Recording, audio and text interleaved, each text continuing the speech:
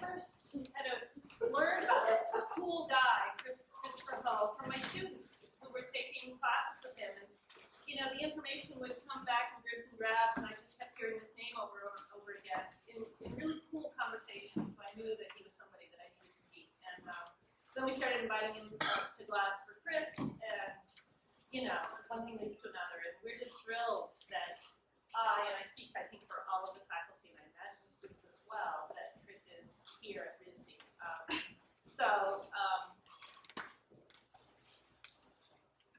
That was a great introduction. All I want to be is cool. That's So Chris is really cool, dude. No, anyway, then I just found out that Chris actually you were at Columbia, so you went to Cornell for undergrad, and then you went to Columbia. I'm pointing to Kevin because I know Kevin went to Columbia. It's all connected. See, everything goes back to Chris. But yeah, you were in art history, and he was just a study of art, which, what's that? You know, anyway, but we're actually also thrilled because Chris is going to be teaching a critical issue course for one class next year as well. So I imagine that there will be a lot more, dialogue across the departments. Anyway, I'm going to let Chris talk about the practice and whatever else he wants to talk about. So please welcome Chris.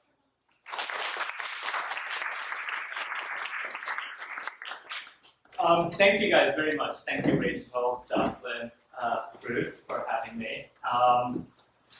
I will be talking about 3 solo shows out of 6 today. And I will end with a 4th that I'm currently working on. And to introduce the work will be this piece called First Black President. And it was from a show in 2013 I did at a small space in Chinatown called Forever and Today. It's run by 2 curators, Ingrid Chu and Savannah Gordon. And it is a 6 foot by 2 inch, Clinton's height, Bill Clinton's height, 6 foot by 2 inch, 6 feet by 2 inch squared picture of Bill Clinton's, his portrait photoshopped with an early 90s version of Photoshop. And for me, 3 themes, abiding themes, emerge from this piece. The first is identity, in the show's title, Privileged White People, as well as the work's title, First Black President, as well as the exhibition's location. So squeezed between the Chinatown bus stop in New York and a Chinese bodega on the other. Kevin knows the space well, he should hear it as well. The second theme, I think, that emerges from the piece that remains an abiding concern is the 1990s. So the era of Clinton's presidency. And I know in some of my classes we've been talking about Francis Fukuyama. 1989 is the end of history. And the kind of emergence of a single American ideology in 1989 all the way till 2001. And for me, the Clinton presidency is kind of part of this, or a primary segment of this golden age. And to emphasize that 1990s connection, also in the exhibition was a portrait of James Vanderbeek, Dawson, from Dawson's Creek. You knew, someone recognized it. And third and finally, the issue I think that exhibition for me brought up was identity politics. And specifically, something that I'll chase up on through this presentation, what the contours of political art might look like beyond the long shadow of 1968. And so the thesis that I've been developing over the past couple of shows is that for a generation of artists who grew up in the 90s and who are coming into artistic maturity now, perhaps including many of you, the parameters of what we, my generation, maybe academics, think of as advanced or critical art have radically changed. And figuring out what those changes are is one of the main challenges for contemporary artists. So traditionally, when I say advanced art, when I say critical art, mostly I refer to practices like Michael Asher's on the left, classic landmark institutional critique, where invited to do a show at Clare Copley Gallery in 1974, he doesn't contribute an object. Rather, he takes down the wall separating the space of administration, the back office, and the space of exhibition, the front space, thereby, at the time, radically pointing out the false neutrality of the white cube. Or, more recently, still along the lines of institutional critique, Andrea Fraser, she who has the prison at the New Whitney right now. She who, in 2003, made a piece through Frederick Petzel, her gallery, where she slept with, for 60 minutes, slept with a collector who remained anonymous and sold the first of 5 editions of this DVD recording back to the collector. And it was a piece that examined, like Asher, the kind of invisible power dynamics of the art world. And both of these classic examples of institutional critique, critical art of advanced art, informed the first show that I'll share with you guys, which was in 2008, called Happy Birthday. And it consisted of an empty gray painted gallery, except a also gray painted statue of the gallerist, 1:1 scale, Ed Winkleman, painted, posed in the pose of a Greek chorus. So there he is behind the column. And as you walked in, you'd see this sliver of art. And as you approached, you would, if you knew Ed, recognize some of his features. And if you didn't, you'd nonetheless get a sense of uncanniness because Ed, more often than not, was actually sitting behind the desk.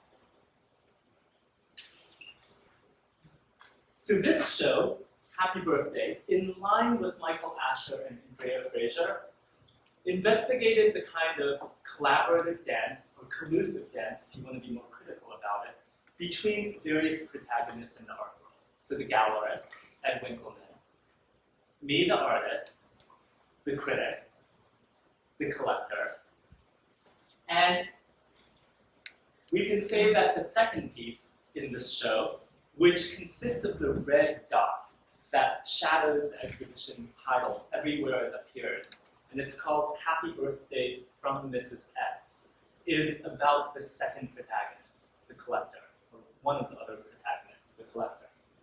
And traditionally, a red dot just means a work is sold. And this red dot was, in this case, this is the front side of the invitation, appears under Happy Birthday. So it was a red dot, and in addition to that, Ed and I, about a month and a half before the show opened, also started a rumor that the entire exhibition had sold before the exhibition's opening, and by an anonymous collector, Mrs. X, and that there was nothing to buy. So we have the gallerist, and we have the collector, Mrs. X. The third piece I want to share is Happy Birthday to Jen. And this is the flip side of the invitation. And it was an invitation to a birthday party of Jen Dalton, another artist in the gallery. It happened to be her 40th birthday party that happened in the same place and at the same time as my exhibition's opening. And the rhyming that we were doing here, I was trying to do here, and by the way, her birthday is on December 25th, and hence the red and green Christmas colors that ended up kind of informing the graphics of the show. And it just so happened that she was turning 43, and she was turning 40. And I had just turned 33, which is the year of Jesus' death. So for a full year before the show, I got to tell everyone that my show was all about Jesus. Which actually comes up again later, so who knows. In any case, the rhyming I was thinking about, is that having an art exhibition is very similar to throwing oneself a birthday party. No one really cares about it, aside from you and a couple of close friends and maybe your family members. It's a self-assertion of value the way that artists, at least after Manet and the first Salon d'Élysée, have had to assert their own value. So value or validity doesn't come from some higher system, some academy, but rather needs to be self-asserted. And so throwing the birthday party is very much like pushing your artwork into the show and saying, this is an art. Different values, in fact, was a prime part of this kind of exhibition, kind of prestige value for the collector, the kind of exchange value for Ed Winkleman, the gallerist, the actual cost of the work, and the kind of sumptuary value of the artwork. And finally, this piece was called Happy Birthday from Nui, and it consisted of a passage that was dropped into the exhibition catalog, which is the image I just showed preceding this one, that was written by Nui Banai, who's an art forum critic, that claimed that I had bought the gallery, Winkleman's gallery, a couple months before the show's opening, and had gifted it back to him after the opening, at which point it was worth $30,000 more for having exhibited Happy Birthday. So it's the way that showing an artist for a gallery also accrues value for that gallery, kind of prestige value. So Happy Birthday, we might say, this old show from 2008, January 28, 2008, manifested a kind of classic bias against the commercial gallery system and against institutions, the institution in this case of the art market. And so even as I was showing in a commercial gallery, I resisted doing this implicitly. I wanted to do it reflexively. And even though I conceded to giving my art out there, putting my art out there as a commodity, I did so kind of in a somewhat underhanded way, with this rumor that the piece had already been, this single sculpture, or a room of nothing, had been sold before the exhibition. And you have to remember, as Rachel just said, I went to school at Columbia in the 1990s, okay? So for me, many of my teachers came from the kind of leftist tradition of 1968. They embodied the leftist politics of 1968, where commercial success pretty much meant critical failure. And one, as an artist, did not really aspire to show in a commercial gallery. And you also have to remember, for my teachers at least, installation is the specificity of installation, the kind of format of Happy Birthday, were still radical and had not kind of become the lingua franca of art that it is now. And something I inherited from them is that the enemy, in a way, was traditional easel painting, right? The most thought to be, the most commodifiable art form that there was out there. So, all of this changed, we might even say the world changed, in 2009, a year after Happy Birthday. At that point, in 2009, with Great Recession, institutional critique seemed churlish and shrill. Capitalism, in some ways, at that time, for a brief moment, did not seem as if the large, impossible to defeat force that we thought it was before. And of course, now we know it just like really bounced back. It's fine, right? But for a moment in 2009, it seemed as if this notion, this model of Western capitalism had actually stumbled. And at that point, when galleries, commercial galleries, were closing left and right, and in fact, Winkleman would only last another, I think, 3 years before it closed, along with a lot of other galleries, it seemed churlish or even unfair to critique commercial galleries.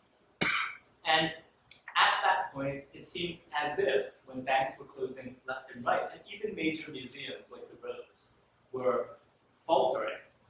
It seemed, again, mean-spirited to critique capitalism.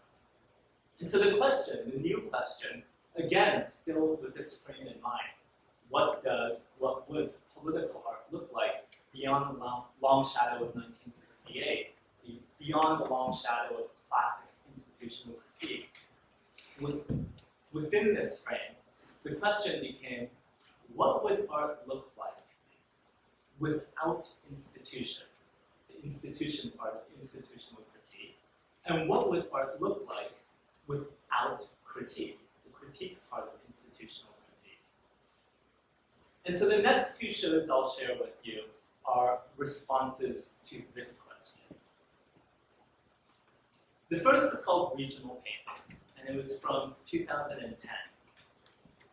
And this solo show examined a life disengaged, a life away from critical art, away from New York, and as it were, away from the capital. So I left RISD for a year and moved to a small 2,000-person mountain town in Colorado, into a hippie shed, a shed covered in license plates.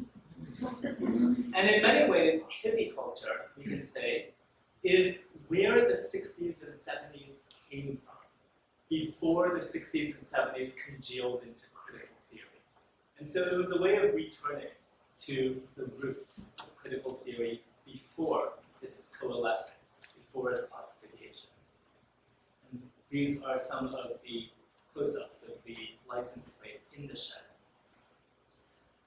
And during this year in Colorado, I tried to become a regional artist, a regional painter. And regionalism for me would be a sideguard of sorts. So a sideguard that would be a kind of alternative to the classic model of the avant-garde. Sideguard is not exactly kitsch either. It's not outsider art. It's not the kind of dialectical counterpart to avant-garde, but rather sits to the side of that line that leads from avant-garde to kitsch. So it is informed by mainstream art making. It's not a degraded form of it, but it is somehow not at the very forefront, this notion of regionalism. And to me, regionalism made sense in terms of a lot of the other phenomena that was happening in the US at the time. Locavore movement in food, tiny houses in architecture. So regional art would be the artistic analog to those. So the paintings I made in Colorado, I would describe as being abstract, because if you recall, in terms of institutional critique, painting, especially kind of smaller size paintings, these were all 16 by 20. It was the enemy, the most kind of commodifiable form possible. So this in part was an exploration of that, of kind of proceeding or exploring that option. These paintings were not adexing. They were not angsty. They did not reveal any kind of existential angst on my part, but rather they were, well, I would say quite pleasant, I think. They never really made a statement. As I said, they were fairly intimate in scale.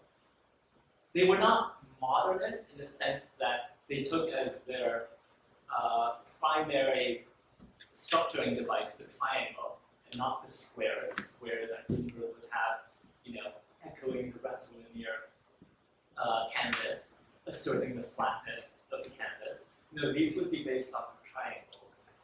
And finally, they were also very compositional and intuitive. So they were not reductive in a Greenbergian sense. They were not analytical in a hardcore modernist kind of way. So they did not pursue the radical, the original, or shock, these kind of values of avant-garde, of modernist art.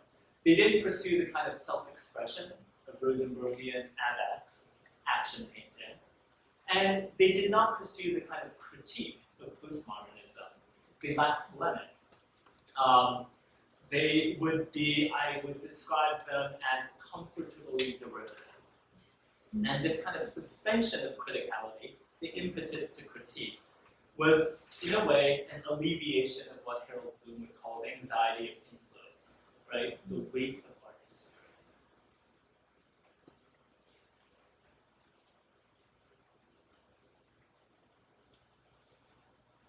So, I think it's worth pausing here and ask ourselves this. Is this mode of painting, regionalism, this kind of modest derivative abstraction, merely a giving up on critical art, the work of a generation or a person, in this case me, lacking in any agency or possibility of agency? Does it forego politics for indulgence?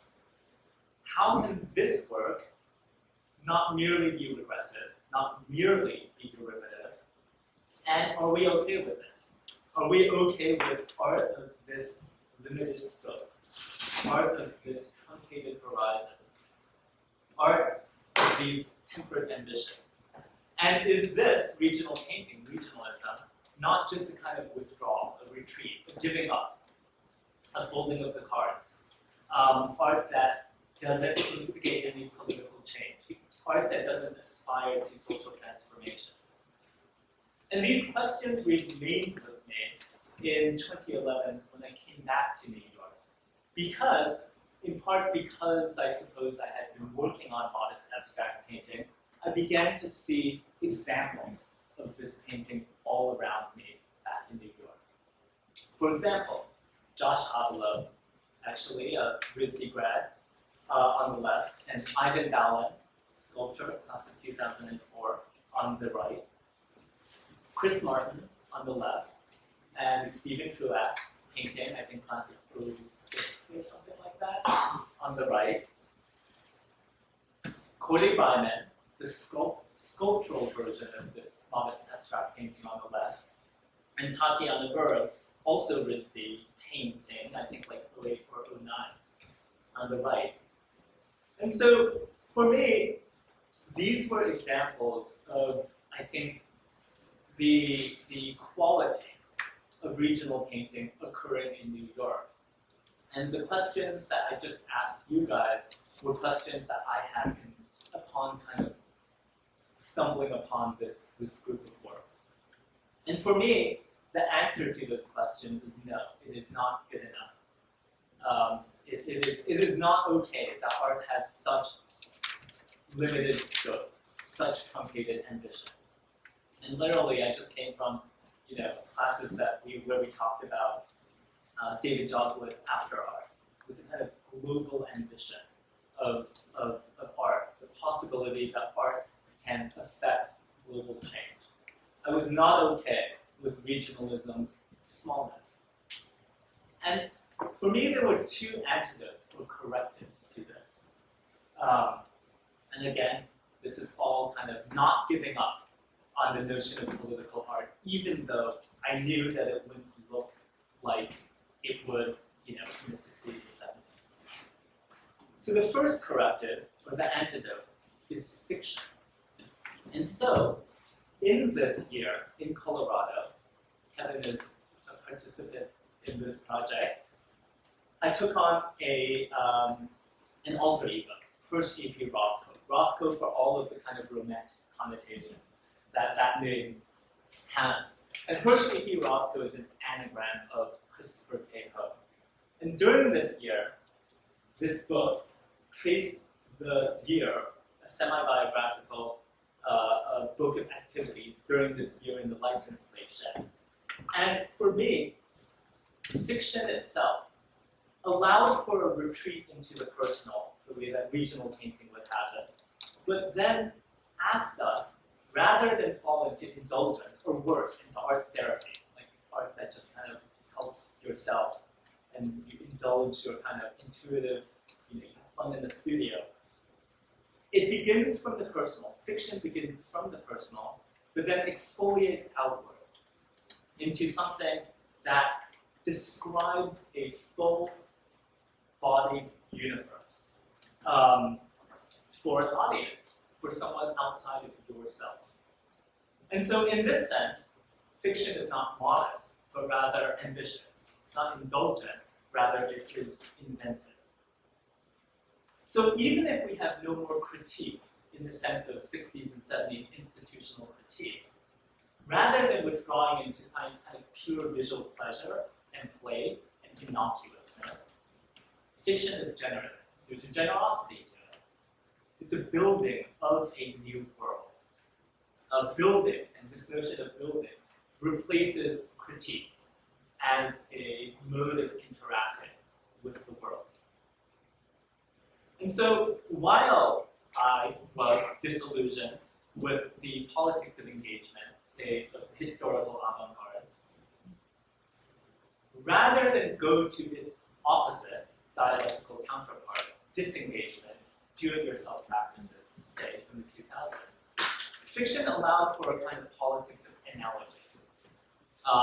Analogy in the sense that the world that fiction describes may not be utopic, it may not be dystopic, but more properly, it's along the lines of what Foucault would call a heterotopia, a parallel universe, that by analogy comments on our own universe.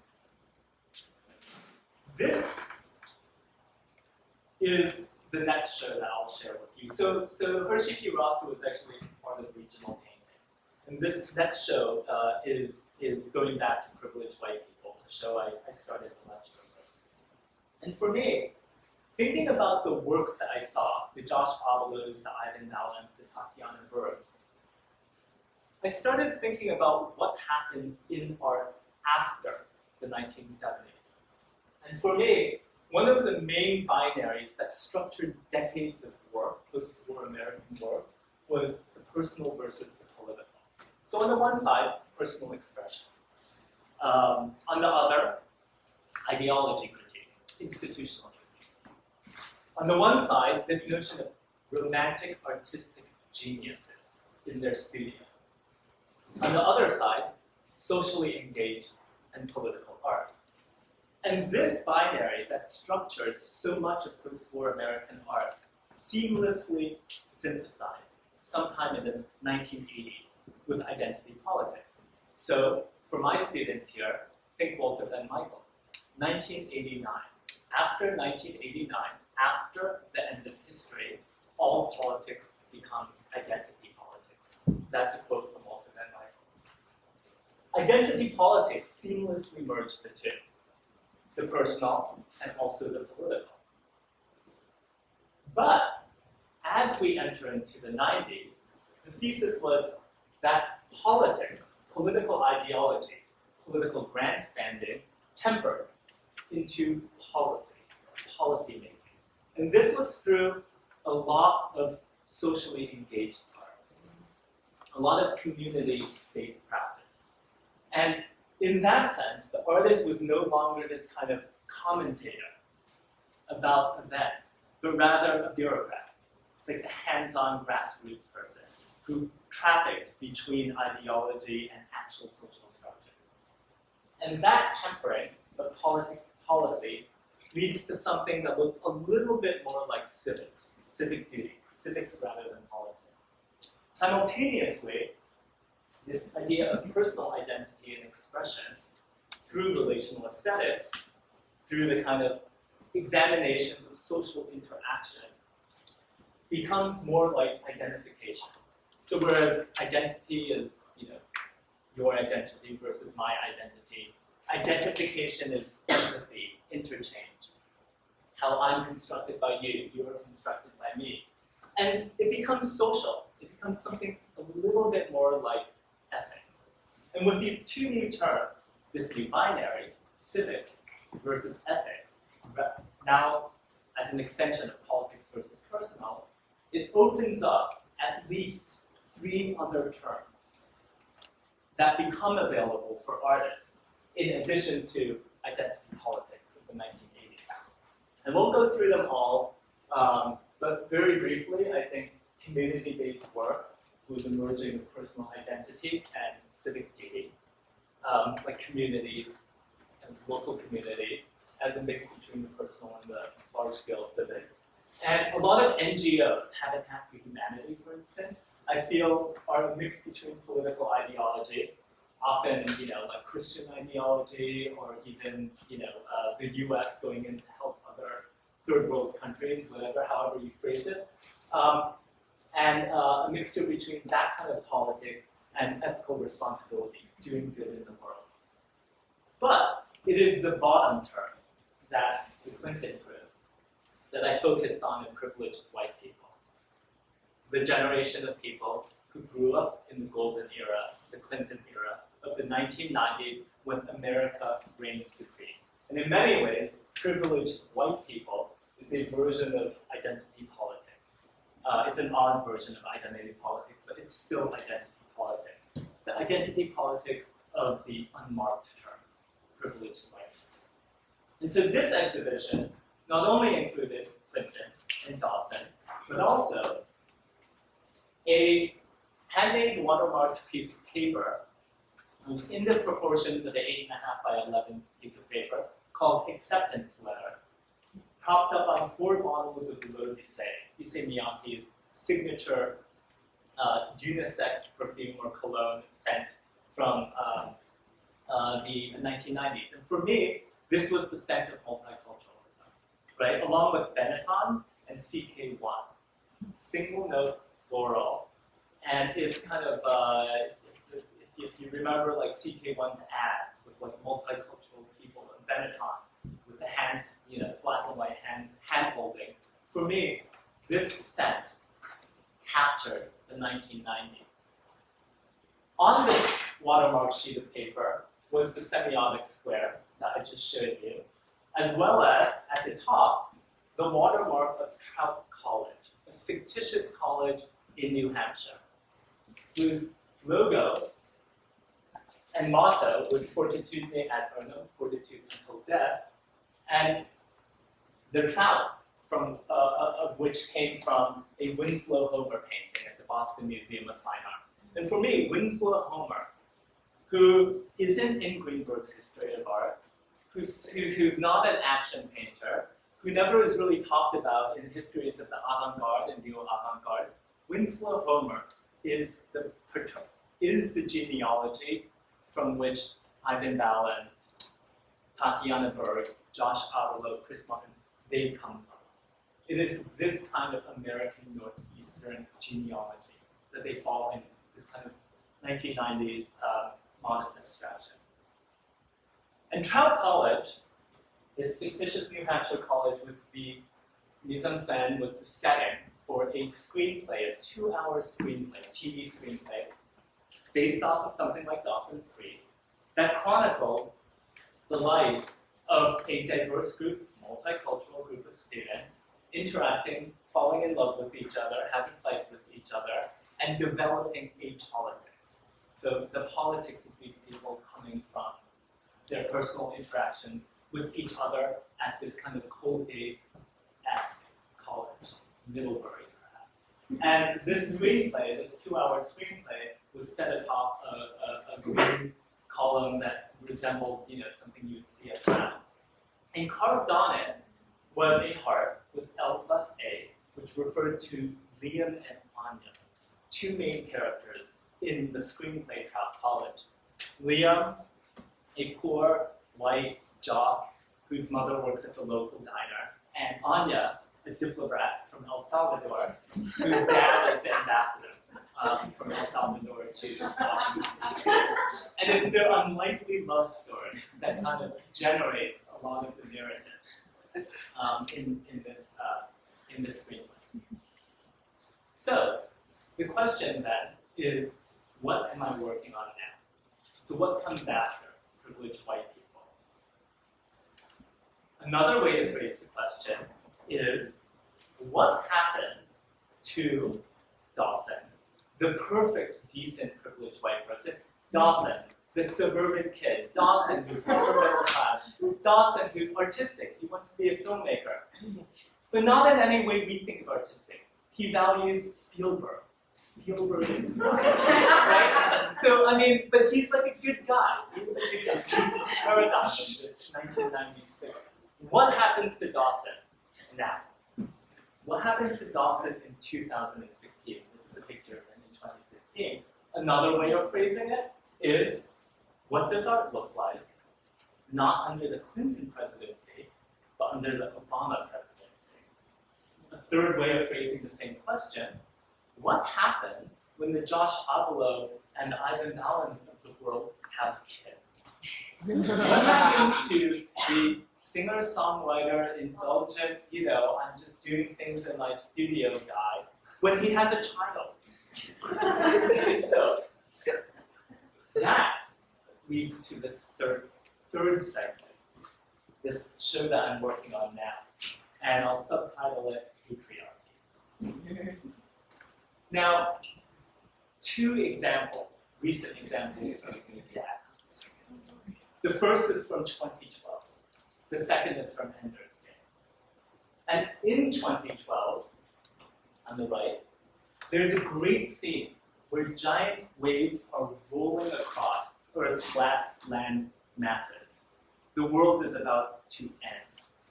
And John Cusack, who plays the dad, takes precious minutes away from saving the world to assure his son Noah that his son is being helpful, that his son is loved.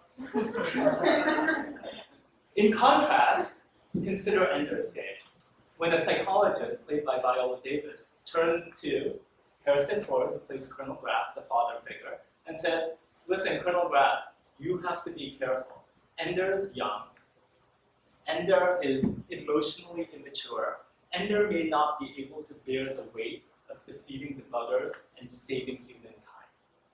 And Colonel Graff, Harrison Ford, turns to Viola Davis and says, I don't care. Ender's emotions don't matter. The emotions or the feelings of one person don't matter because so much more is at stake. Humankind is at stake. And it's this sense of duty in Ender's Game over desire, legacy over love, and humanity over family that I would like to examine as criteria or guideposts in an artistic practice. So classically, when we think patriarchy, we think the divine rights. We think, for instance, of an angel crowning Louis XIV, a line that goes from God to Adam to the reigning sovereign. That is not the kind of patriarchy that I'm advocating. Rather, I think more interesting would be the example of art dads. All the artists that we know in the world who happen also to be dads. And this version of patriarchy, the art dad version, I think is based more or less on Saint Joseph. Joseph, Jesus' dad. Foster father, no less, not even connected to Jesus by blood, right? He commits voluntarily to take on this bastard child as his son. Modest, hardworking, he's a carpenter, always overshadowed by his son and Mary, his wife and his son, and shoved literally to the side in this Annunciation. Joseph, as a model for an art practice, an adult or a grown-up art practice, is the topic of this show. So, for those of you in my classes, you know that there are a couple of competing propositions out there. For instance, Harold Bloom, famously, in 1973, writes in Anxiety of Influence that Satan is the model of the romantic poet. Satan, once an angel who falls, and who, despite having fallen, defies God and wants to be more powerful than God. And for Bloom, that defiance is what generates great poetry. More recently, Simon Critchley, in 2012, in The Faith of the Faithless, proposes Jesus as the model of the modern artist. Jesus, who is divine, who comes to earth, and even though he knows that humans are flawed, nonetheless gives his life up for humans. And this love, this generosity, this faith is, for Simon Critchley, the basis of modern art. For me, it's not Jesus, it's not Satan, and it's not Adam, this kind of notion of divine right of divine right of kings. but rather Joseph. And there are 4 characteristics, I think, of Joseph that I would like to share with you. The first is Joseph as model would mean a lifetime of hard work over bursts of youthful genius. So these are a couple of diagrams I made towards this exhibition. The left-hand one just kind of compares Bloom, Critchley, and Joseph. And on the right-hand one is a Platonic cube become a snail. And for me, the snail is the greatest emblem of Joseph. Earthy, slow, brown, modest. The snail, nonetheless, aggregates over its lifetime, without even knowing it, a perfect golden spine. It's very different than the Platonic cube, which is imagined, which is ideal. And the snail, here's another cube to snail, is another rendition of cube to snail. The cube now is the glass cube, becoming a snail. So the snail is one emblem of this notion of a lifetime of hard work, of just kind of slowly going at something rather than large gestures or large statements. The second characteristic of St. Joseph as model would be pragmatism over idealism, say of the Platonic cube, but also ideology, political ideology. And we might think of it as the pragmatics of parenthood. So here's the baby. And here are 9 tests. I won't go through them all, but the very bottom one with the check mark is from a practical manual to parenting. And it talks about how to be grown up, how to self-sacrifice, how to be responsible rather than to self-actualize. So very much in contrast to Eat, Pray, Love, in which Julia Roberts, far into adulthood, is still trying to self-actualize. No, the argument here is at a certain point, especially when you have kids, that just has to end. Even if you haven't self-actualized, you just step up and act as if you are a grown-up. That's what I would like to advocate. So, parents and art dads. Here is Craig Taylor with his son George. And on the right-hand side is a model for a yet unfinished stained glass sculpture that is about 4 feet, that goes from a cube through geometry and then back to a snail or a nautilus. And projected onto it is a dad and his son. The red ball becomes a soccer ball. The shadow of the red ball becomes a soccer ball. And actually, George, his son up there, becomes Jesus. And so Craig, by default, becomes St. Joseph. And because this is a glass lecture, and I was sitting there thinking like, oh my God, why did Rachel invite me to the glass department? Anyway, the thing is made of glass, so I had to make some connection. And dropped in a couple of samples of glass that this piece will be made of. And along this notion of pragmatism, the kind of form of this stained glass piece resembles a show I did in 2013 called Demoiselle d'Avignon. And it was an exhibition that I envisioned what future Chinese princelings how they would approach, 50 years later, how they would approach American abstraction as a kind of decorative motif for coffee tables.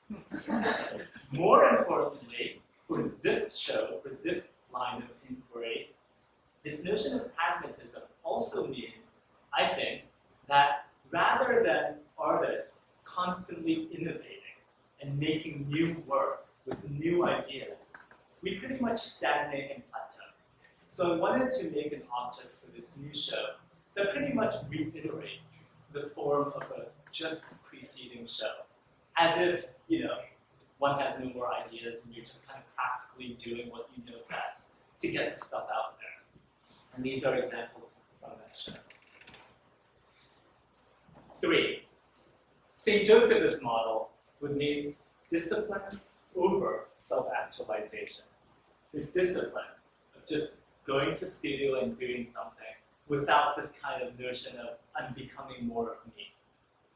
And here we have, again, Ender and 2012 on the right in the diagram. And on the left, a diagram tracing a hypothetical relationship between an American who spends his or her 20s and 30s self-actualizing, and an Asian who spends his or her 20s and 30s just working hard. And to be sure, the two could merge happily and get married in the perfect union of love and logic, the diamond heart and the golden spire. But more likely, as the Asian enters his or her 40s, he or she experiences an extended adolescence and a belated adulthood. And the American, conversely, would experience an uncertain adulthood. The Asian would experience an uncertain adulthood and probably end up in middle management, the retail arm of HSBC, some back office. And the American, in his or her 50s, would of course experience a midlife crisis, a la Julia Roberts. And the Asian would become a total douchebag. No sympathy, no empathy, and of course their relationship would end in divorce. And I will end with these two diagrams, which picture the contemporary art world as I see it now. Briefly, if in the 1950s, the museum was the paradigm, and we entered into the 1970s with institutional critique and aesthetic administration with the Benjamin Wicklow essay, those things, the Michael Ashers of the world, allowed the artist to become a curator in the 1990s, the artist to take on the position of the gallerist as well. In other words, the artist to move from labor to management and move up the hierarchy of the art world. All of this is really interesting. But more recently, of course, we've realized that this is a two-way street. Breaking down that boundary between administration and studio, we think back to Michael Asher in 1974, also means that the curator can call himself an artist. Think of all the Hans Ulrich Oberst and the Harold Zemans from the 80s and 90s. And even worse, the collector can call him or herself an artist. Think of all of the new exhibitions that are coming up that talk about the visionary collections of so-and-so. Not so hot. Nonprofit spaces in the 1990s were amazing alternative venues to the mainstream museum. But as we spent the last 40 years talking about in the academy and elsewhere, the margins always become institutionalized. They always become inscribed into the mainstream. The alternative becomes the main. Not so awesome. And more recently, most recently, I would say that the DIY, do-it-yourself practices of the 2000s, as Lane Riley talks about in his book, Your Everyday Art World, all were amazing. This idea of do-it-yourself, of being a freelancer, were liberating in the 2000s. But, of course, as Boltanski and Campello have pointed out in their book, New Spirit of Capitalism, we have now realized that this idea of the artistic subject, or the freelancer, does not resist capitalism so much as it is the paradigm of the subject under neoliberal capitalism. So that, as a freelancer, you indeed are liberated from bureaucracy at 9 to 5, but you end up working 20 hours, have no health insurance, and have to be passionate about your job. So there are a lot of kind of negatives that come alongside this notion of do-it-yourself.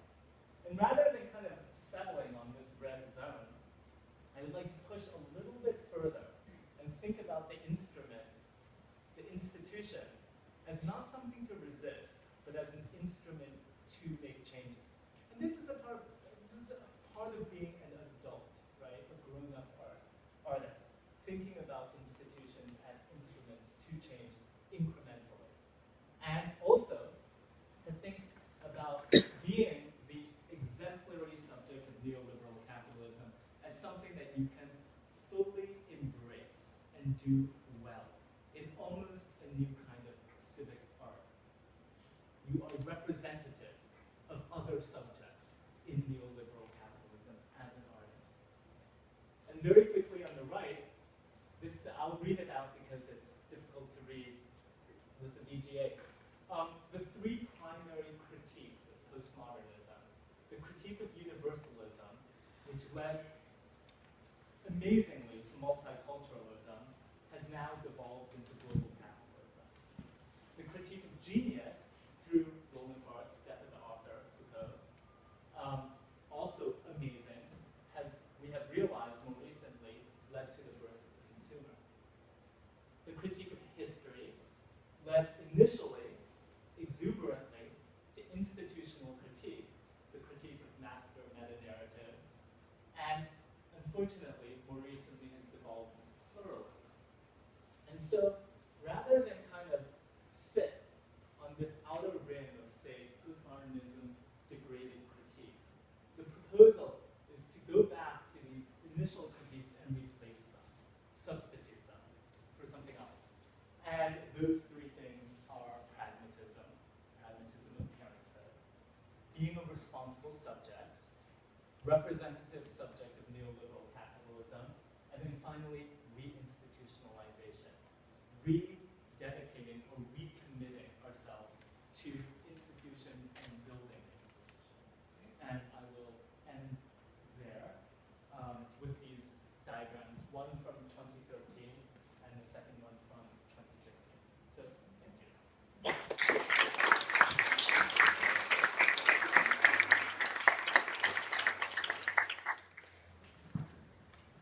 Do we have time for questions, Rachel?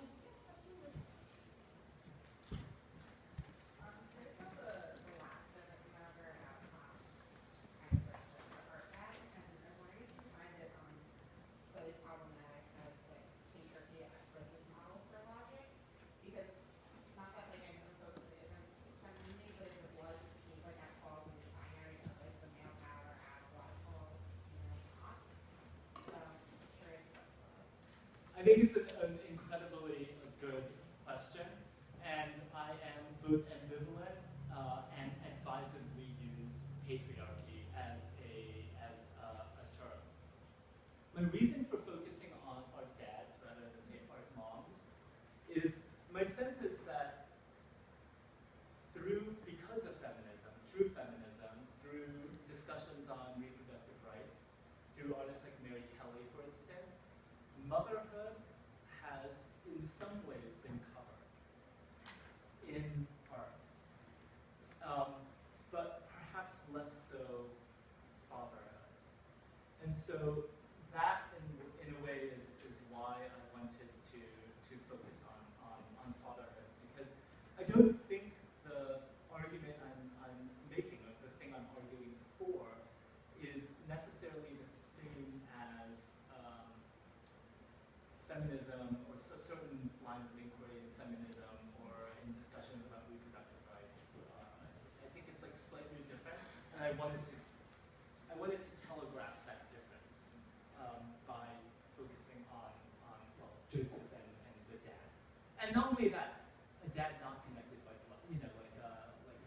This notion of, I mean, to put it more simply, instead of saying St. Joseph as model, would be to say something like mentorship, leadership, thinking about ourselves. What if, I'll phrase it as a question, what if we as artists thought of ourselves not at the tail end of something, the end of history, the end of ideology, the end of modernism, not even on the outside critiquing something institutional, mainstream, critiquing capitalism, dominant systems, dominant narratives, but rather as initiators, leaders, mentors for future generations. How would that materially change what we do in studio?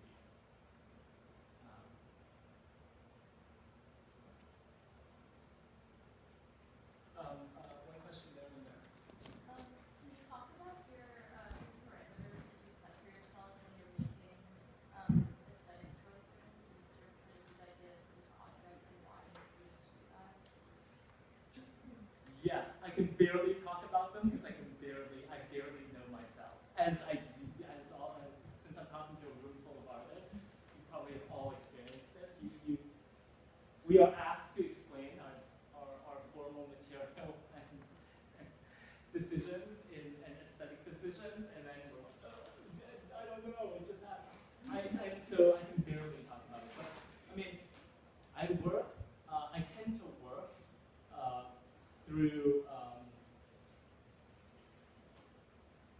there are large boards in my studio, and they're separated into columns. Each column can possibly become an artwork, and they all have headings. So fatherhood may be one of them, redoing a previous show may be another, leadership camp may be a third, and all of the kind of research that I accumulate or thoughts I have along the broader topic get pinned up underneath each of the columns. And then slowly over time, their workshop, often columns merge, some fall off entirely or spin off, some remain and as they are or alter, and those end up being artworks. So what I showed you, the snail to cube, the snail was one column, Dad's was another, and stained glass and St. Joseph and stained glass was a third, and they all ended up merging into that model that I showed you of the cube with Craig Taylor and George and Jesus and the stained glass loop around cube to snail. And so, in a way, they are agglomerations of various lines of inquiry. And the decisions got made sometimes separately, but then combined.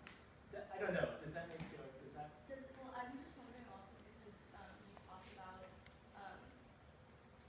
because that seems like a very integrated practice of making, and so it just, it adds like a complexity to what the message that you're like being very direct about. I'm just curious about what you think about intuition within that as kind of an inevitable factor in making. yes. I will go back to my own education, which was against intuition. I mean, that's really, seriously, it really was. However, as I have gotten older and as I've done more work, I also accede to that much more readily and just realized that Rachel and I had a critique yesterday where, I mean, the takeaway, as cliche as it sounds, was so good and so real, which was like just trust the intuition. It's in there somewhere. If you've actually thought about it, read about it, written about it, mulled it, researched it, whatever you do will bear the marks of all of that work. So I hedge sometimes so that, for instance, a screenplay or I wrote an essay about the Clinton crew, I hedge by having, and this show will have an accompanying essay, for instance, I hedge because I feel like sometimes text is a way of capturing the multitude of ideas that inevitably get lost when we translate something into object. Yes? I forgot my You forgot your question? You're a genius. Usually people ask me what it says because I was reading something.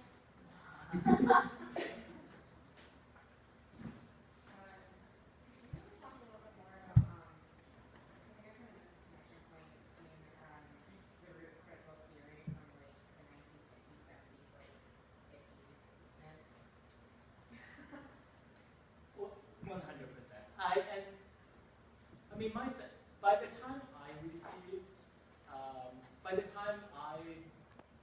read critical theory, which in the 90s was a mix of French post-structuralism, Frankfurt School, writing, and a little bit of psychoanalysis.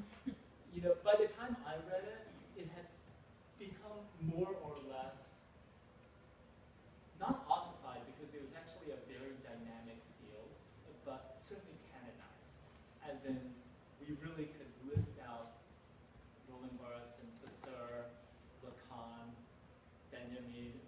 There was a way that the syllabus was set. And it obviously could not have always been that way.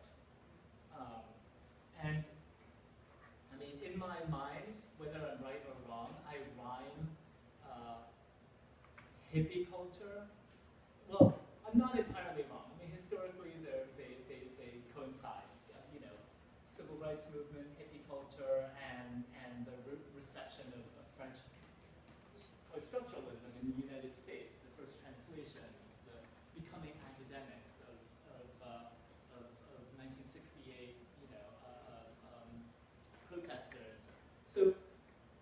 my sense is that I wanted to revisit what the culture from which the academic discourse I received came from, which was hippie culture.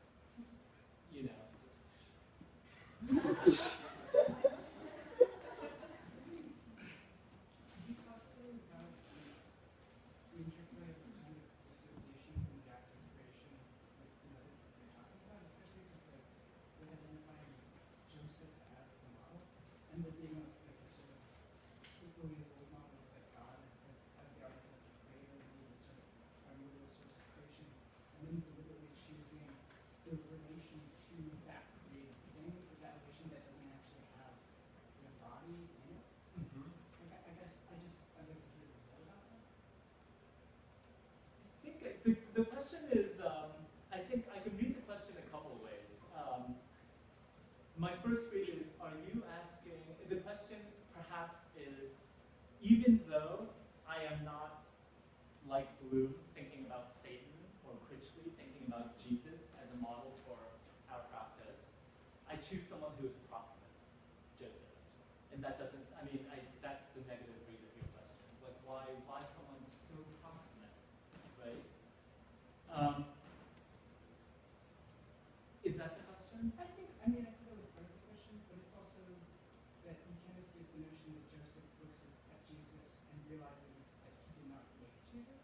And I think that, like, I read that as being sort of a fundamental backdrop to other things that you're saying about making, is that, like, in a certain way, we are disassociated from that. Like, we don't have our hands in that wonderful, glorious act of creation. That is a yes. And I think that is yes. Okay, and this is going to be awful because I'm talking to a bunch of young people here. But yes, I mean, and the snail is precisely that, right? It actually, even though it creates this perfect thing, it hands off, has no idea it's happening on its back. It's an accident. It's actually secretions, right? It accidentally secretes stuff and then makes this perfect spiral on its back. And so my sense, I will just say it, my sense is that at a certain point, well, my sense is that not everyone is going to be Jesus. Not everyone, in fact, most people will not be the creative genius that we all think of ourselves as becoming at a young age. Your role, my role in the art world may be being a good foot soldier, being the hard worker, being the person who shuffles the papers day to day. Coming to terms with that is in part a motivation of this show. But I want to think about it more, or not just as coming to terms with that, but rather turning that what will become a reality for most people into a viable model. Right? Rather than just being like, well, I didn't make that. I didn't make it. Like I'm a foot soldier. I'm not the genius. I'm not the well, I don't know, whatever, Picasso already. So I'm turning that reality into a real and viable option to embrace. Valorize. That would be that. That's really the answer to the question. I mean.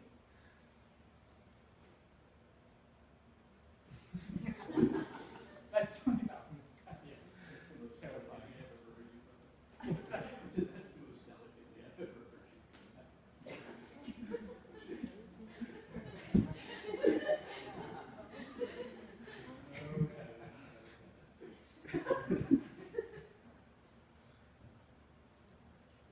And with Joseph, he talks about how artists could apply to this project of producing all three of them realities. And I just wanted to hear your thoughts about, since I think your people, like your people as a fiction. I mean, the John's Lit text and the Saidi, as it were. I mean, we just had this discussion in a graduate seminar and undergrad case studies. My read of both those texts, were maybe slightly more positive.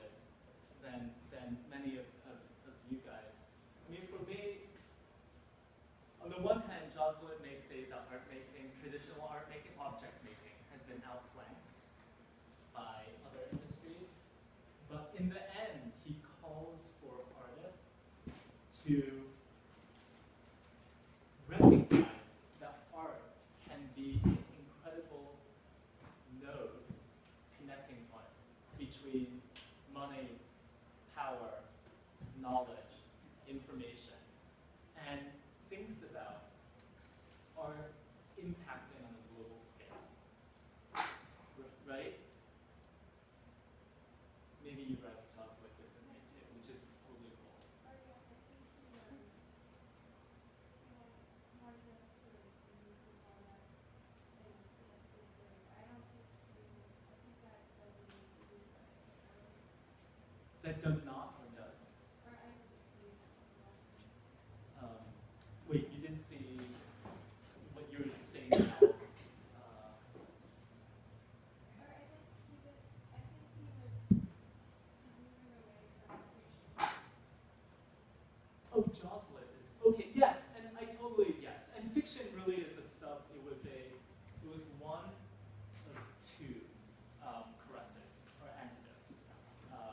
Absolutely. I think fiction is like one, this notion of, fiction is amazing for a lot of reasons. It allows us to have a coherent narrative without truth claim, without saying it is history.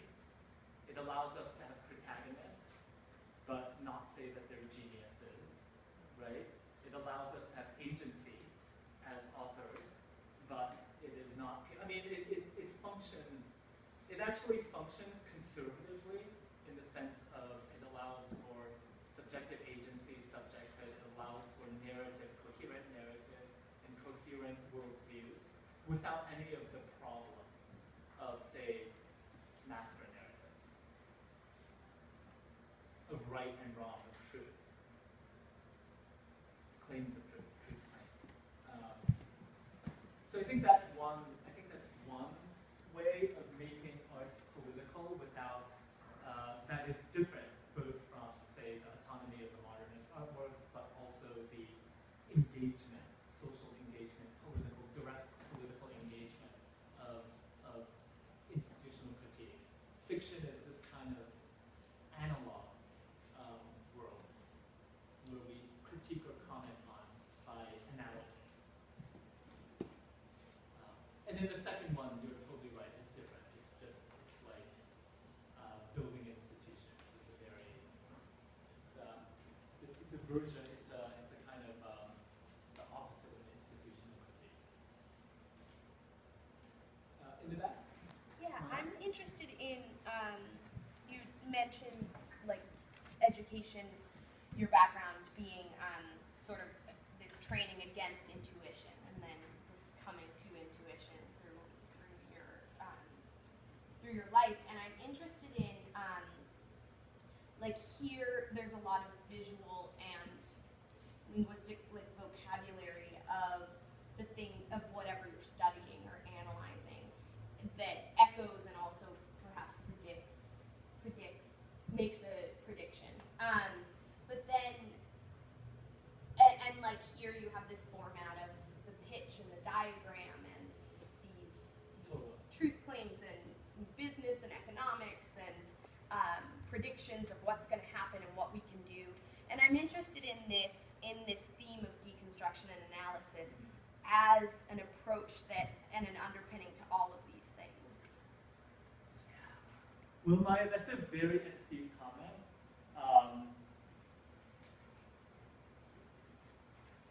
And all I can say is that it's an astute comment. Absolutely. Regardless of the content of the talk, which advocates institution building, synthesis,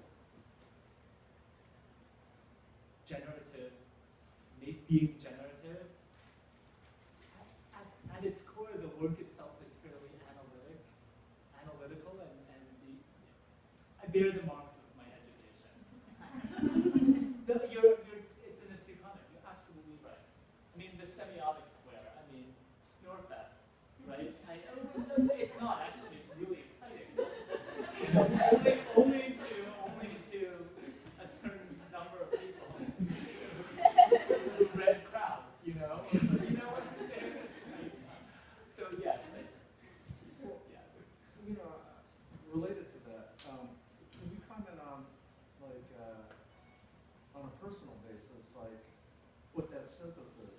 you know, is there something like an ekphraxis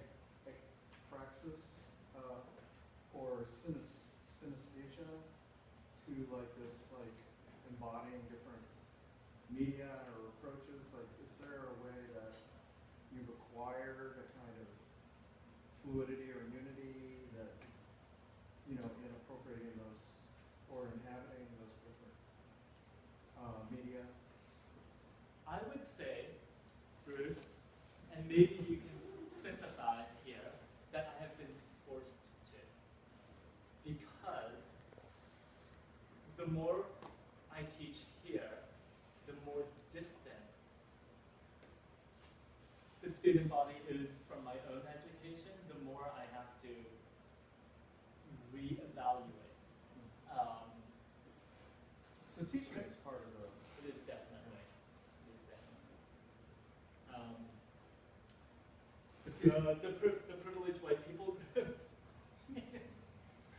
Come on, Bruce. That was just, half of those guys were my students. And it was like, wait, how can you be making these modest abstractions after we read, you know, anyway. Well, so which case, you know, what's causal and what's effect? Like, did you actually seek out teaching to have, or, you know, was it teaching that generated, did you grow into the teaching, you know? Well, as it were, it was on accident. I mean, at Columbia, you know, you end up, you as a graduate student, you end up having to teach, and then fairly serendipitously, I ended up at Rhode. So goes both ways, as I'm sure you've experienced. Yeah, but it's interesting how you embrace didactics, like, which, you know, in some ways is an anathema to some teaching, you know. Yeah.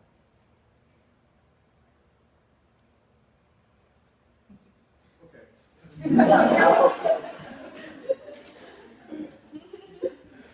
feel like that was my teaching methods have just I wasn't. been eviscerated.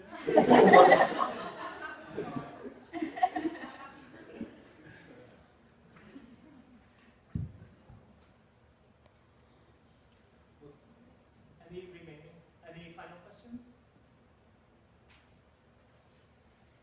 Thank you guys very much.